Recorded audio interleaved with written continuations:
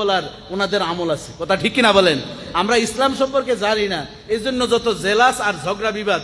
যদি আপনি পড়াশোনা বেশি করতেন তখন আর এই ঝগড়াগুলো আমাদের থাকতো না। আমিন জোরে বলা, আঙ্গুল টিপা টিপি, এই পায়ে পারা, যে যেমনে নামাজ পড়তেছে আলহামদুলিল্লাহ, কথা ঠিক কিনা বলেন? এই ধরনের ছোটখাটো ঝগড়ার কারণে আমরা এখন এমন অবস্থা, কেউ কাউকে সহ্য করতে পারি না। সুযোগ নিচ্ছেন ওয়েস্টার্নরা, এই ইহুদিরা। এরপরে আমি ওনাকে বললাম, আপনি আপনার এলাকার কোন দায়িত্বে আছেন মসজিদের? আমি তো মসজিদের সেক্রেটারি। আমি কি ইমাম খেদান বছরে কয়বার? কয় না হুজুর, যেই হুজুরে আছে উনি ভালোই টিকছে, বছর দেড়েক আছে। আমি কি ওনার তো মানে আপনার যাওয়ার পরেই ওনার ইমামতিটা যাইবে, কারণ এখান থেকে যা যা দেখছেন আপনি, যে ওখানে আবার প্র্যাকটিস যদি করা শুরু করে ওনার চাকরি থাকবে? হাজারিবাগ ছিলেন তো, কোথায় আগে টেনারি পাড়া ছিল। তা আমার পিএইচডির কাজটা হাজারিবাগ পার্কের পাশে এক কম্পিউটার, ওখানে ঢাকা ইউনিভার্সিটিতে উনি চাকরি করে। যাই হোক, ওখানে আমার পড়াটা আমার সুবিধা ছিল, তা আমি আমার এই কাজগুলো সেখানে করতাম। এরপরে ওই যে মসজিদে নামাজ পড়তেছি ওই মসজিদের মোতাল্লি হঠাৎ করে খাদেমের চাকরি চলে গেছে। তা আমাকে ওই কম্পিউটার অপারেটর উনি বলতেছে আজকে একটা দুর্ঘটনা হয়েছে ভাই। আমি বললাম কি? আমাদের এই খাদেমটা এত ভালো ছিল, ওনার চাকরি গেছে। আমি কি কেন, কি হয়েছে? কারণ মোতাল্লি সাহেব পাশের এক মসজিদে জানাজার নামাজ পড়তে গেছে, ওই মসজিদের খাদেম সাহেব ওনারে সালাম দেয় না। আসার পর ওনারে প্রথমে বেতন বন্ধ করে দিল। স্যার আমার বেতন বন্ধ করলেন কেন? ওই মসজিদে নামাজ পড়তে গেছি, তোর মতন আরেক খাদেমে আমার সালাম দেন, এই জন্য তোর বেতন বন্ধ। কোন দেশে বসবাস করেন? পরবর্তীতে ওই খাদেমরে আর রাখলোই না, নতুন খাদেম নিয়োগ, পরে কমিটিরা ধরে। যাই হোক, ওই মসজিদের রাগ আপনি এই জায়গায় মিটাইতে আছেন। এ ধরনের কিছু ফাজিল মার্কা লোক সমাজের মসজিদের কমিটি আছে না নাই? আল্লাহ তাআলা তাদেরকে বুঝ দান করুক, বলেন আমিন।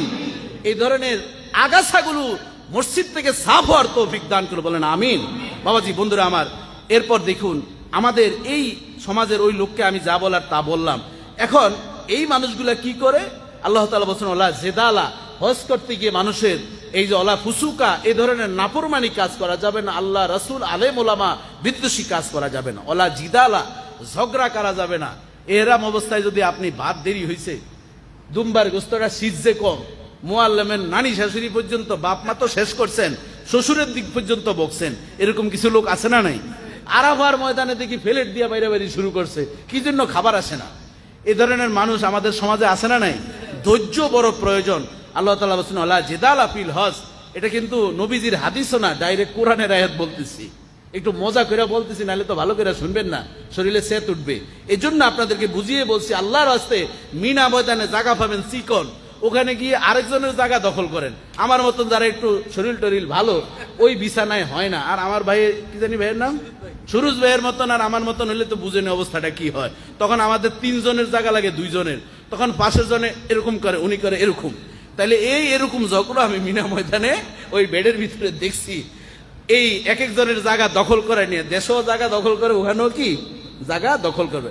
আল্লাহ তাআলা বলেছেন আলা জিদালা ফিল হজ, ঝগড়া করা যাবে না মিনা ময়দানে, আরাফা ময়দানে, মুজদালিফায় জায়গা জমিন এবং বাথরুমে যাওয়া নিয়ে ঝগড়া করা যাবে না। কয় এতক্ষণ তুই কি করছ? আচ্ছা, বাথরুমে কি কেউ কি বসে থাকে খালি খালি? ওই বছর আর সমস্যা দেখেই তো উনি এখানে বসছে। দেখছি হায় রে টয়লেটে, এতক্ষণ আপনি কি করছেন এটার জবাব দেন। আচ্ছা, যতক্ষণ ঝগড়া করছিস তুই তো এতক্ষণ কাম সারতে পারতি, কথা ঠিক কিনা বলেন? এ ধরনের কিছু মানুষ আছে না নাই? কয়টা আজকে টয়লেট করতাম না, ওর একদিন আমার একদিন, এরকম ঝগড়া করে কি করে না? আল্লাহর ওয়াস্তে এই কাজগুলো করবেন না। ওমা তাফালু মিন খাইরিন ইয়ালামুহুল্লাহ, আল্লাহ তাআলা বলতেছেন তোমরা যে যা করছো, ভালো করছো মন্দ করছেন, জানেন আমরা, না জানলো জানেন কে? আমাদের নিয়তের ভিতরে ভালো আছে না মন্দ আছে। কে দোষ ধরতে যায় আর কে হজ করতে যায়? হজ কিন্তু আরামের ইবাদত না। আমি জন্য আপনাদেরকে বলবো, মক্কা টাওয়ারে 5 স্টারে কেউ হজের আবাসন জায়গা নিবেন?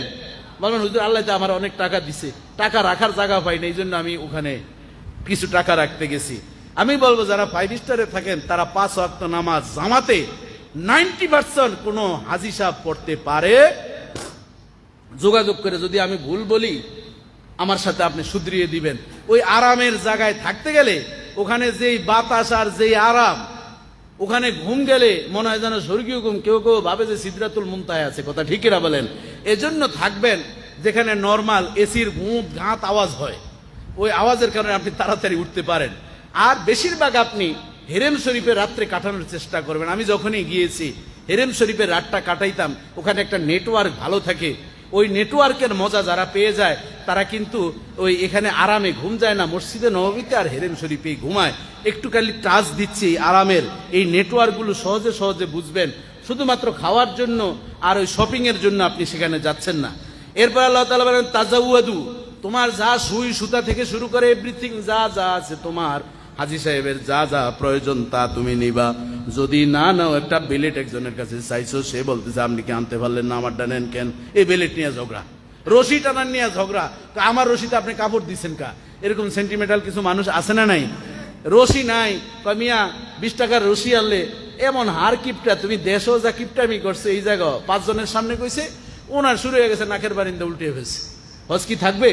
থাকবে না। এই জন্য আল্লাহ রাসূল আল্লাহ তাআলা বলেন তাজাওয়াদু, তোমার যা পাথেও লাগে তুমি কারো ডিপেন্ডেবল হবে না, তুমি কি করবা? নিজেরটা নিজে নিবা। ফাইন্না খায়রাজ যাদিত তাকওয়া, তবে যতই জামা কাপড় পোশাক খাবার দাবার ইত্যাদি যা কিছু তুমি নিয়ে থাকো, সবচেয়ে পাথেও হচ্ছে তাকওয়ার পাথেও, আল্লাহ ভীতির পাথেওটা তুমি বেশি বেশি তোমার কাছে রাখবা। যার ভিতরে আল্লাহ ভীতি আছে, ইন্না কুরামাকুম ইনদাল্লাহি আতকাকুম, যার মধ্যে আল্লাহর ভয় আছে সে সবচেয়ে দামি। যার মধ্যে আল্লাহর ভয় আছে সে ঝগড়া করবে না, রশি সুই সুতা কোনো কিছু নিয়ে খাবার নিয়ে